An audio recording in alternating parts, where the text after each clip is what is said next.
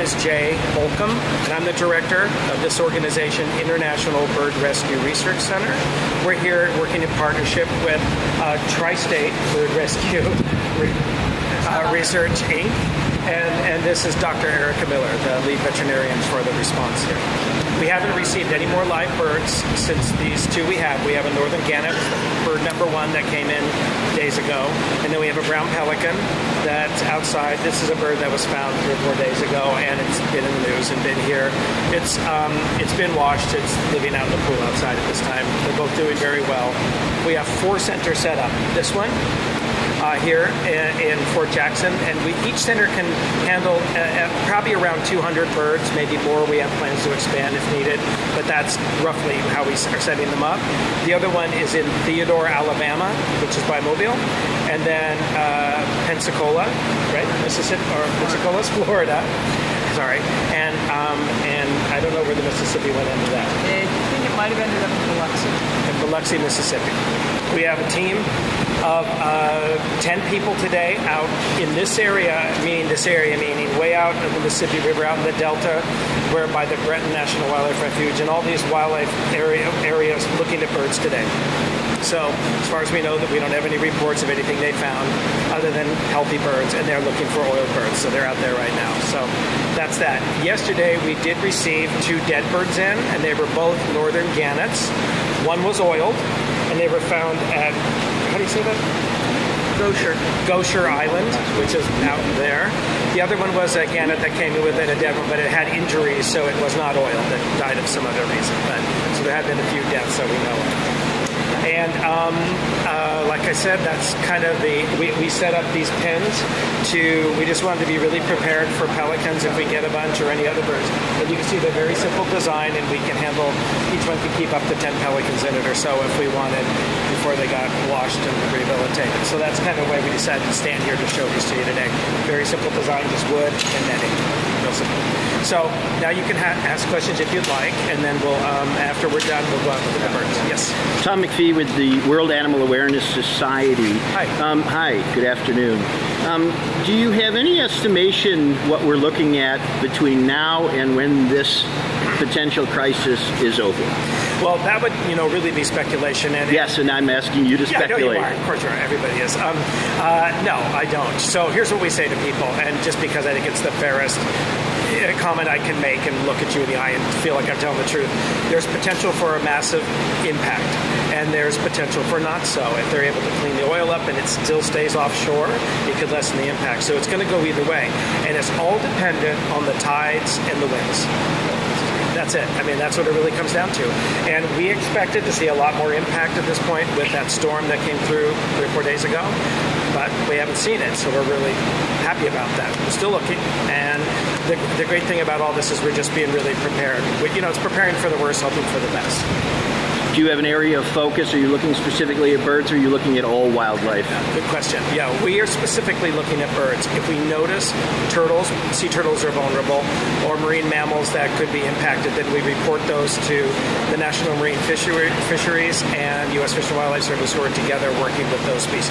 We're doing just birds. And one last question. How long is your contract, and does your contract involve also including other organizations to do specialized work if there's turtles or if there's fish, stuff like that? I don't understand the question. You're contracted by BP to do this work, correct? And your focus is birds. Are you able then to subcontract out to other organizations that specialize in a specific focus? The way that's been working, Erica might be able to help with that, but with regards to veterinarians and others. But there's a waiting list of thousands of volunteers and professionals, because so many people are concerned about this, and because there's a potential here. And we have them all on the list, and in the event we need more people, absolutely we can subcontract. We'll be allowed to have volunteers. Right now we're just waiting, and the Incident Command Center has a structure to set up to prioritize and set up who's available and who isn't, and we choose from that.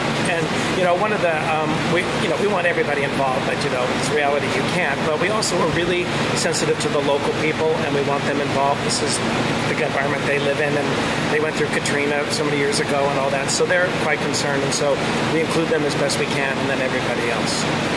And BP He has contracted Dr. Michael Ziccardi out of the Oil Wildlife Care Network of California, and he is coordinating the marine mammal and sea turtle response. Basically, he's coordinating the marine mammal stranding networks in the Gulf area so that should those animals, those species become impacted, he'll coordinate the response.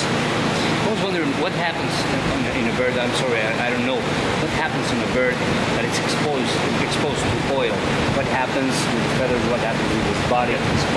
How he dies? You know. The oil affects the birds and all animals in two general ways. There's the external effects and the internal. Actually, there's three ways: the external effect, the internal effect, and then the environmental effect. So externally on a bird, it gets in between the feathers, and feathers normally lock together like Velcro, have little microscopic hooks on the end that hold the feathers into their normal structure.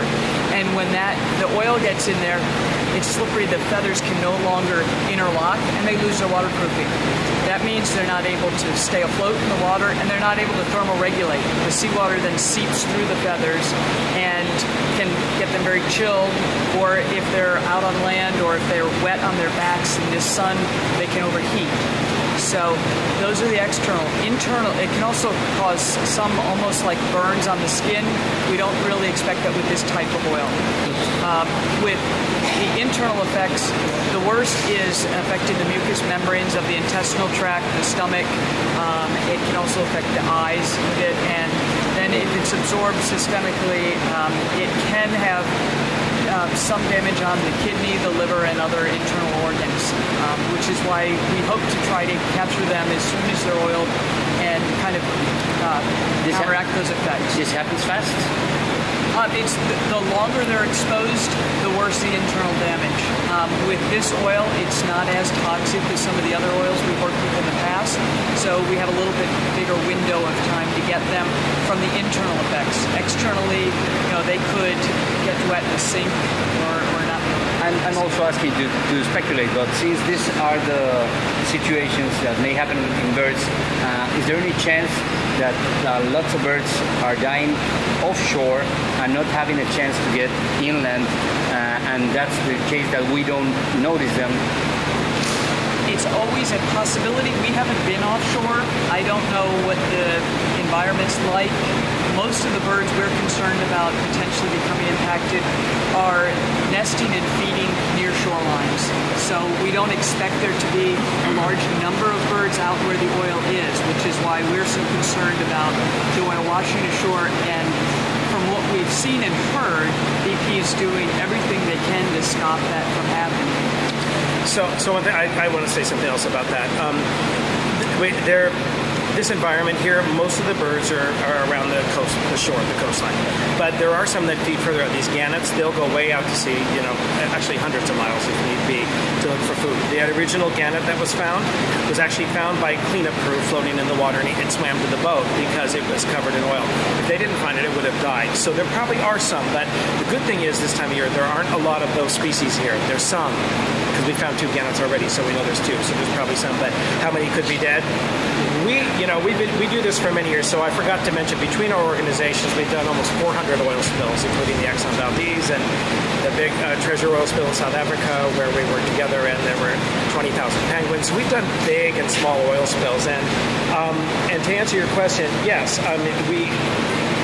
the oil wildlife response, even though it's a humane effort, it's also part of the cleanup. We're cleaning up the oil out of the environment. It just happens to be on living creatures. So absolutely, BP is committed to paying it for as long as it needs to go. And that could be fun. I'm not sure the volunteers will be paid. Volunteer is a volunteer. However, contractors will be paid, and that's for them to work out with BP. Well, we have this is what our organizations do. We manage these programs, so that's the key thing. We're just not coming in saying we want to help. We're managing this whole the rehabilitation of the birds.